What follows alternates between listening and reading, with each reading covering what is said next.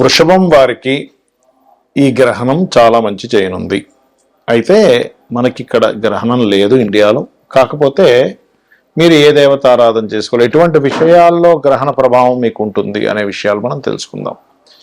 అయితే ఇక్కడ ఈ యొక్క విషయాలు చెప్తుంది నేనైనప్పటికీ చెప్పిస్తుంది సాక్షాత్ లలితా అమ్మవారిగా భావిస్తూ ఆ లలితాంబిక అమ్మవారి యొక్క అనుగ్రహం మీకు పరిపూర్ణంగా కలగాలని మనస్ఫూర్తిగా కోరుకుంటూ, ఇక్కడ గ్రహణం అనేటువంటిది యోగంగా భావించండి. గ్రహణం అనగానే ఏదో భయపెట్టడం కాదు, ఒక యోగము. ఎందుకు యోగం అంటారు? ఈ సమయంలో గనక మనం ఏదైనా ఒక మంత్రాన్ని గనక చేయగలిగితే దాని యొక్క ప్రభావం 1000 రెట్లు ఉంటుంది. కాబట్టి ముఖ్యంగా వృషభం వారు 3లో గ్రహణం చాలా మంచిది. అంటే మీ ప్రయత్నాలు సక్సెస్ అవుతాయి, ధైర్యంగా ఏదైనా నిర్ణయం తీసుకోగలుగుతారు, గతంలో ఆగిపోయిన విషయాలు కూడా కొంచెం ముందుకు కదులుతాయి, సాహసోపేతమైనటువంటి పనులు ఎన్నో చేస్తారు చెప్పాలంటే. కాకపోతే ఒక్కొక్కసారి ధైర్యము సాహసం కూడా మన చేత ఒక్కొక్కసారి అవతల వాళ్ళతో కొన్ని మిస్కమ్యూనికేషన్స్ చేయిస్తుంది. కాబట్టి ఈ గ్రహణ ప్రభావం మీకు నెగిటివ్గా దేని మీద పడితే అంటే, చూసుకోకుండా ఏదైనా సంతకం పెట్టారు, ఎవరితోనైనా ఏదైనా మాట్లాడుకుంటున్నారు, కమ్యూనికేట్ చేస్తున్నారు, అవతల వాళ్ళు రావాల్సిన సమయానికి రాకపోవడము, అనుకున్న మాట వాళ్ళు తప్పడము అయినప్పుడు మనం ఒక్కోసారి ఆవేశంలో ఏదో మాట నేస్తాం, ఏంటి ఇలా ఉన్నారేంటని. అలా కొంచెం ఆవేశాన్ని కొంచెం జాగ్రత్తగా పెట్టుకోండి. మీరు ఎక్కువగా విష్ణు సహస్రనామాలు ఎక్కువగా చేయండి. ఎంత మీరు విష్ణు సహస్రనామాలు చేస్తుంటే అంత బాగుంటుంది, గుర్తుపెట్టుకోండి. అలాగే మరొక విషయం ఏంటంటే, ఇక్కడ గమనించినట్లయితే మీరు అన్నదమ్ములు అక్క చెల్లెళ్ళు వీళ్ళ విషయంలోని మీడియేటింగ్ చేసే విషయంలో ప్రధానంగా, అంటే మధ్యవర్తిత్వంగా ఉండి చేసేవి కొన్ని ఉంటాయి, అటువంటి విషయాల్లోని కాస్త జాగ్రత్తగా ఉండాలి, గుర్తుపెట్టుకోండి మీరు. కాకపోతే ఏ దేశంలో ఉన్న వాళ్ళకైనా సరే, ఎందుకంటే మనకి ఇండియాలో లేదు కాబట్టి వేరే ఏ దేశాల్లో ఉన్న వాళ్ళకైనా కానీ ఈ యొక్క గ్రహణ ప్రభావం అయితే వృషభం వారికి ఉండదు. 3వ స్థానంలో ఉన్నప్పుడు ఏమవుద్దంటే అసలు ఆగిపోయినా కూడా కాస్త మూమెంట్ వస్తుందన్నమాట. అయితే దీనికి ఏం చేయాలి? స్థితికారకుడు విష్ణువు కాబట్టి విష్ణు సహస్రనామాల గ్రహణ సమయంలో చదవండి. చదివితే చాలా మంచిది. లేదా ఓం నమో నారాయణాయ, అంత నోరు తిరగదు అనుకునేవారు ఓం నమో నారాయణాయ అనుకోవచ్చు, అలా చేయొచ్చు. మరియు ఇక్కడ మరొక విషయం ఏంటంటే, మీరు ఈ రాశి వారికి శుక్రుడు ప్రధానంగా ఈ గ్రహణ సమయంలో ఉండేటువంటి స్థితి, ఎందుకంటే లగ్నాధిపతి కాబట్టి కొంచెం ఈ కమ్యూనికేషన్స్ విషయంలో స్త్రీలతో ప్రధానంగా కమ్యూనికేట్ చేసేటువంటి అంశాలలో చాలా చాలా చాలా కేర్గా ఉండాలి. అయితే ఇది ఏ ఏ దేశాల్లో ఉంది గ్రహణము అని చెప్పి చూసుకున్నట్లయితే, మనకి గ్రీన్లాండ్, అదేవిధంగా నార్త్ రష్యా, స్పెయిన్, ఐలాండ్, ఈ దేశాల్లో ఉంది. ఎందుకంటే ఎప్పుడైనా సరే మనకి సూర్యగ్రహణం ఉందా లేదా, చంద్రగ్రహణం ఉందా లేదా ఎలా చెప్తాము అంటే, ఇచ్చోండి మన ఇండియాలో రాత్రి సమయం అది, అంటే 11:17 నుంచి తెల్లవారుజాము 4:25, అప్పుడు మనకు సూర్యుడే కనబడగా కదా, కాబట్టి సూర్యగ్రహణం మనకి లేదు. ఈ దేశాల్లో ఎవరైతే నివసిస్తున్నారో వాళ్ళకు ఉంది. ఇండియన్స్ అయినా అక్కడికి వెళ్ళి నివసిస్తున్నట్లయితే వాళ్ళకు ఉంటుంది. అయితే ఈ గ్రహణ ప్రభావం ఏ రాశులకి ఎక్కువగా ఉంటుంది అని చెప్పి చూసుకుంటే కర్కాటకం, ఎందుకంటే ఆశ్లేష నక్షత్రంలో గ్రహణం కదా పడుతుంది.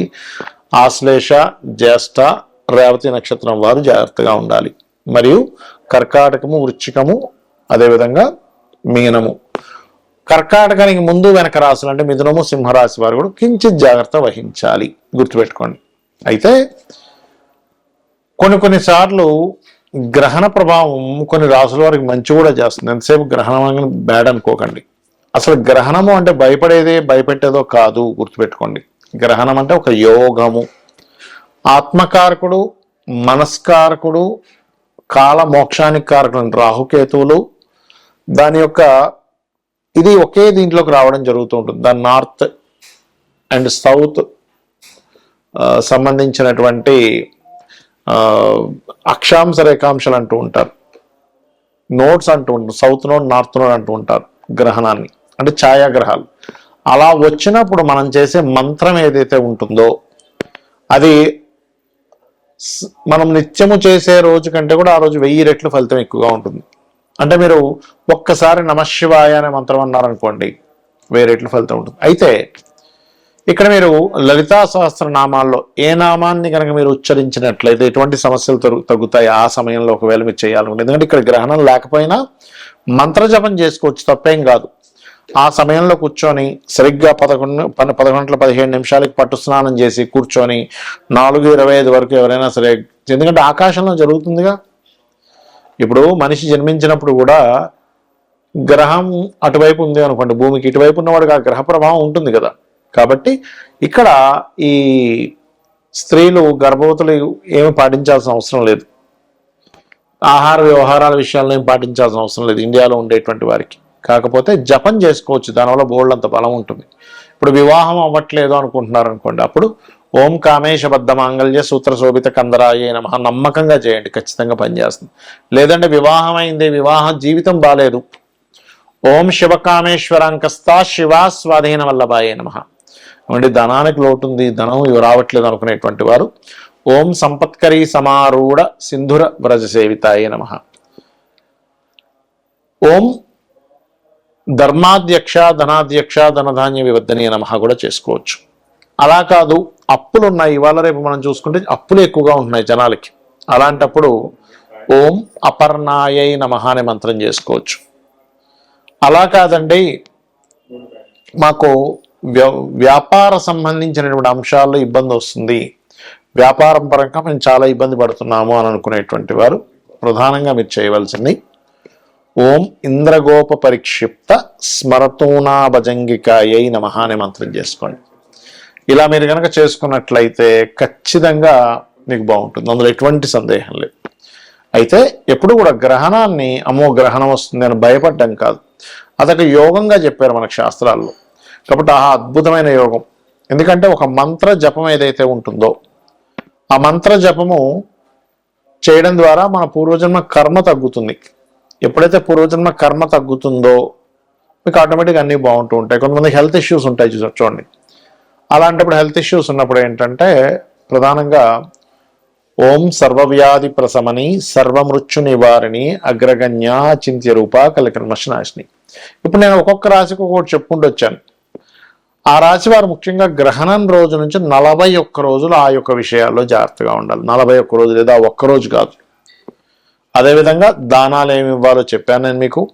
మరొక విషయం ఏంటంటే, ఏమంటే నాకు రాశి తెలియదు, ఏమీ తెలియదండి, కానీ గ్రహణ ప్రభావం నా మీద ఉంటుందా అంటే మీరు ఆ సమయంలో మీ ఇష్టదైవాన్ని స్మరించుకోండి, సరిపోతుంది. రాశి తెలియదు అన్నప్పుడు పేరుతో చూసుకోవడం, పేరుతో చూసి గ్రహణం పడుతుంది అనుకోవడం అనేటువంటిది కరెక్ట్ కాదు. మీ జన్మ వివరాలు సరిగ్గా ఉంటే అప్పుడు మాత్రమే మీ గ్రహణం లగ్నం నుంచి కానీ రాశి నుంచి కానీ ఎక్కడ పడుతుంది, దానివల్ల కలిగే ఫలితాలు ఏమిటనేటువంటిది చూసుకోవాలి, గుర్తుపెట్టుకోండి. అలాగే ఇంకొక విషయం ఏంటంటే, గ్రహణ సమయంలో ఎవరికైనా కానీ సన్ కనుక వీక్గా ఉన్నాడు అంటే ఆత్మకారకుడు వీక్గా ఉండి వాళ్ళకు కొన్నిసార్లు పిశాచ యోగాలు అంటారు.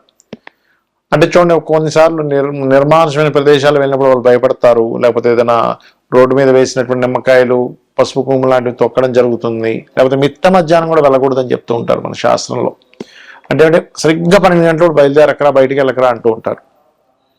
లేదా సరిగ్గా అర్ధరాత్రి అప్పుడు చీకటిగా ఉన్నప్పుడు అమావాస్య సమయాల్లో, ఎందుకంటే ఇది అమావాస్య, ఈ అమావాస్య నాడు మన ఇండియాలో అయినా ఫారిన్ కంట్రీస్లో అయినా ఈ గ్రహణం కరెక్ట్గా మనకు అర్ధరాత్రి సమయంలో 11:15 నుంచి 4:25 మధ్యలో పడుతుంది. కాబట్టి దయచేసి బయట నిర్మానుషమైన ప్రదేశాలకు వెళ్ళకండి.